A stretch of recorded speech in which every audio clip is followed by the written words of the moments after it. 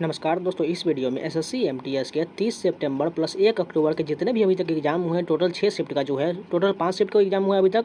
उसमें जितने भी इंग्लिश के प्रश्न पूछे गए हैं वो सारे कंप्लीट करने वाले हैं, इसलिए वीडियो को लास्ट तक जरूर देख लीजिएगा। जिनका भी आगे आने वाले एग्जाम है उनके लिए बहुत ही इंपॉर्टेंट वीडियो होने वाला है, क्योंकि इसमें जो है मैंने जितने भी क्वेश्चन अभी तक मुझे मिले हैं, प्राप्त हुए हैं, वो सारे क्वेश्चन मैंने इंक्लूड कर दिया है। ये सारे वीडियो आप देख लीजिएगा और इसी के आधार पर अपनी तैयारी को आगे बढ़ाइएगा, जैसे आप कैसे कैसे प्रश्न पूछे गए थे इंग्लिश में। इसलिए बहुत इंपॉर्टेंट वीडियो, जो लोग ने चैनल को सब्सक्राइब जरूर कर लीजिएगा और वीडियो को लाइक कर दीजिएगा। अगर आप लोगों ने जीएस का वीडियो नहीं देखा है, एनालिसिस का, जाके प्लेलिस्ट में है पड़ा हुआ है, आप जाइए और सारे वीडियो को देख लीजिएगा। तो चलिए शुरू करते हैं। सबसे पहला क्वेश्चन देखिए, the Lions shares idiom meaning पूछा गया था। इसका क्या मतलब होता है? यानी बहुत बड़ा, यानी सबसे बड़ा जो पार्ट होता है उसका ईडियम बताना है।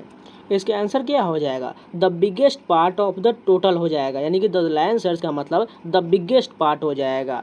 सेकेंड क्वेश्चन देखिए, थर्ड क्वेश्चन जो देखिए, select the correct spelling word. हमें इसमें बताना है इसमें कौन सा सही दिया गया है। पहला ऑप्शन देखिए, ये सही है, ये सही है, ये वाला सही है, ये वाला सही। इसमें कौन सा जो है सही जो है हमारा, इसमें करेक्ट वर्ड दिया गया है। रिइंबर्समेंट का जो है सही स्पेलिंग जो है ये सी वाला हो जाएगा। इसका स्पेलिंग जो सही होता है REIMBURSEMENT जो है ये सही स्पेलिंग हो जाएगा।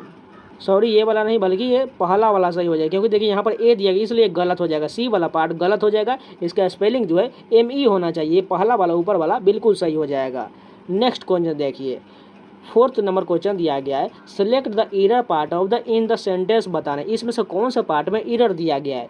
Can you make sure you have a correct address before you start driving बताना है। इसमें किस पार्ट में एरर दिया गया है? इसमें जो यहाँ पर देखिए, अ करेक्ट एड्रेस के जगह पर ए के जगह पर जो यहाँ पर द जो है आर्टिकल का यूज होता है, तब ये बिल्कुल सही हो जाता है। इसलिए यहाँ पर द आर्टिकल यूज होगा। आर्टिकल से जितने भी एरर आ रहे हैं इसको आपको कर लेना चाहिए। कोई भी बुक से, चाहे कोई भी, आपको यूट्यूब पर जाइए, वीडियो सर्च करिए आर्टिकल का, आर्टिकल से जितने भी क्वेश्चन बनते हैं वो सारे कंप्लीट कर लीजिएगा।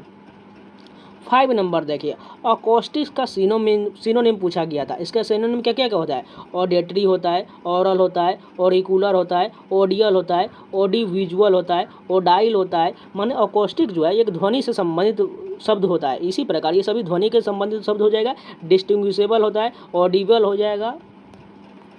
अब चलिए, कॉन्कर का सिनोनिम पूछा गया। नहीं, कॉन्कर का मतलब क्या होता है? विजेता होता है, यानी किसी पर जीत हासिल करना। तो इसका जो है डिफीट हो जाएगा, बीट हो जाएगा, वैंक्यूस हो जाएगा, यानी किसी को भी हरा देना कॉन्कर कहलाता है। कॉन्कर के सभी सिनोनिम हो जाएगा। और इसमें जो कुछ और दिया गया, ट्रिम्प ओवर भी होता है, एनिहिलेट भी होता है और ट्राउस भी होता है। 7 नंबर क्वेश्चन देखिए, select the incorrectly spelled word, यानी कि इसमें से हमें गलत बताना है कौन दिया गया है। पैल्पेबल गलत है, रेकलेस गलत है, इंडिएबर गलत है या रबिश गलत है। इसमें जो है इंडिएबर वाला पार्ट गलत। इसका सही स्पेलिंग जो होता है ENDEAVOUR जो है इस प्रकार ये सही होगा। इसमें आई जो लगाया एक्स्ट्रा है इसलिए गलत दिया गया है। नेक्स्ट क्वेश्चन देखिए, what is the antonym of zero. Zero का हमें एंटोनेम यानी कि अपोजिट बताना है। क्या होगा? वन होगा, लॉस होगा, डेप्ट होगा या माइनस होगा।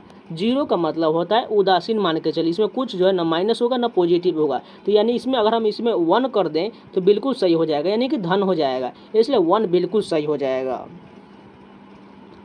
9 नंबर क्वेश्चन देखिए, फटल्स का सिनोनिम बताना है। फटल का क्या मतलब होता है? घातक होता है, यानी डेडली, लेथल, ये सभी जो है इसका सिनोनिम हो जाएगा। उसी प्रकार मोर्टल और causing death, death dealing, killing, ये सभी जो है इसके सिनोनिम हो जाएगा। बात करें इसके एंटोनिम की तो हार्मलेस यानी कि अहानिकारक, बेनिफिशियल, लाभदायक, ये सभी इसके एंटोनिम हो जाएगा। 10 नंबर क्वेश्चन देखिए, find the correctly spelled word. इसमें भी हमें बताना है कौन सा इसमें सही स्पेलिंग दिया गया है। अमेचर का इसमें कौन दिया गया है सही? पहला ऑप्शन जो है बिल्कुल सही हो जाएगा। इसका सही जो है स्पेलिंग जो होगा AMATUEUR, ये जो है स्पेलिंग बिल्कुल सही हो जाएगा। 11 नंबर क्वेश्चन देखिए, a long speech by one person during a conversation of performance. इसका हमें वन वर्ड बताना हो, क्या होगा?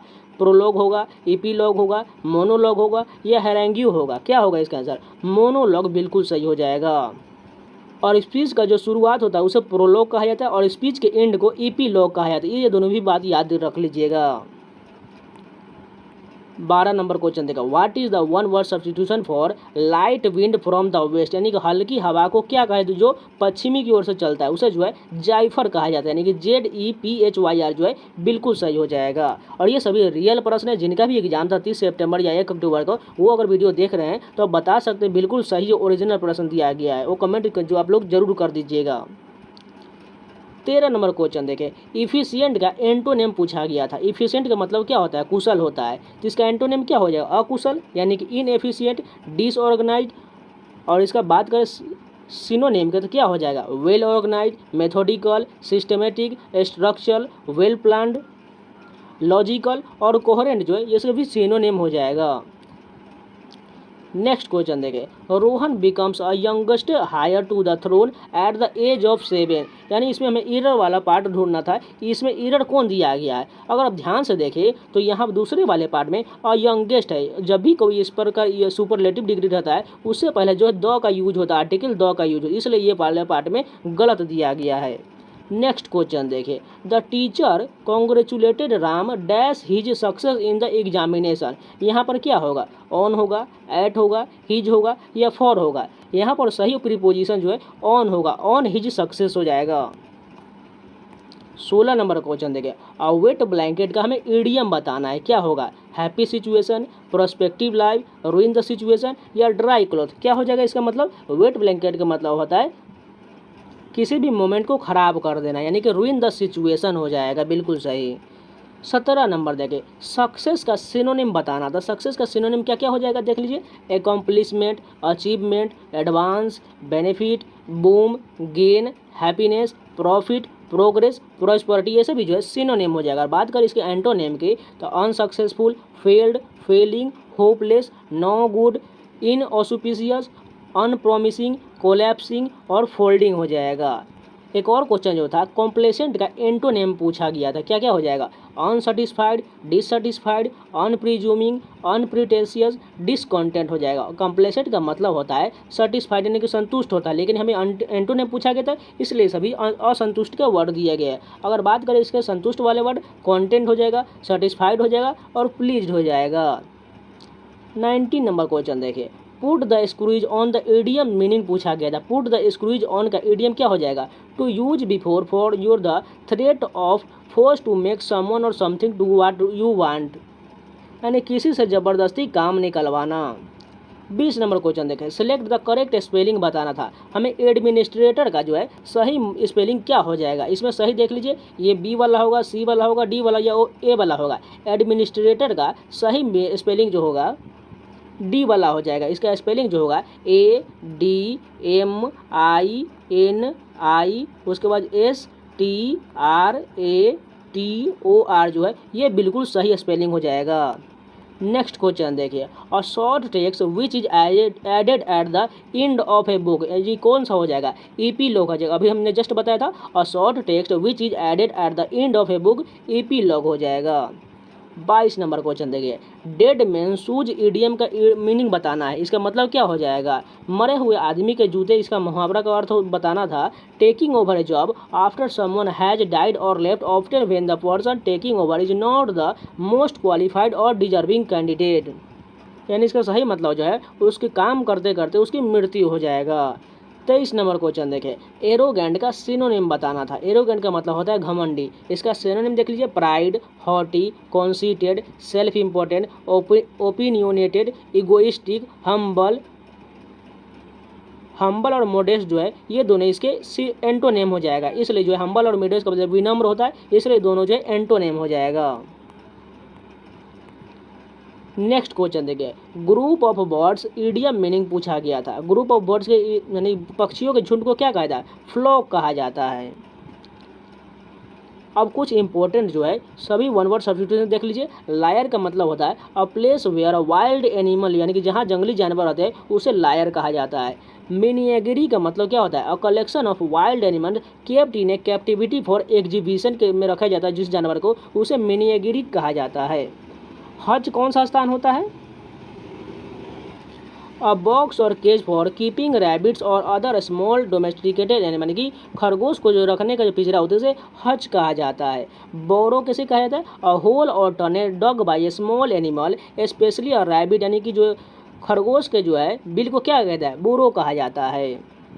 केनेल जो है कुत्ते के जगह को कहा जाता है, small place where dog are live, उसे जो है केनेल कहा जाता है। एपियरी जो है मधुमक्खियों के अध्ययन को कहा जाता है, जहाँ पर मधुमक्खियाँ अपना कलेक्शन जो है छत्ते में रहती है उसे एपियरी कहा जाता है। डेन क्या हो जाता है? A place where certain wild animal, यानी कि कुछ जो है कुछ मात्रा में जिस जहाँ जानवर रहते हैं उसे जो है डेन कहा जाता है, यानी मांद कहा जाता है। कुछ इडियम मीनिंग देख लीजिए। Give someone the cold shoulder, ignore हो जाएगा। Give someone the cold shoulder का मतलब इग्नोर समवन हो जाएगा। Go on a wild goose chase जो है इसका मीनिंग क्या हो जाएगा? टू डू समथिंग पॉइंटलेस, इसका इडियम मीनिंग हो जाएगा। Good things come to those who wait, be patient हो जाएगा। He has bigger fish to fry का मतलब क्या हो जाएगा? He has bigger things to take care of then what we are talking about now.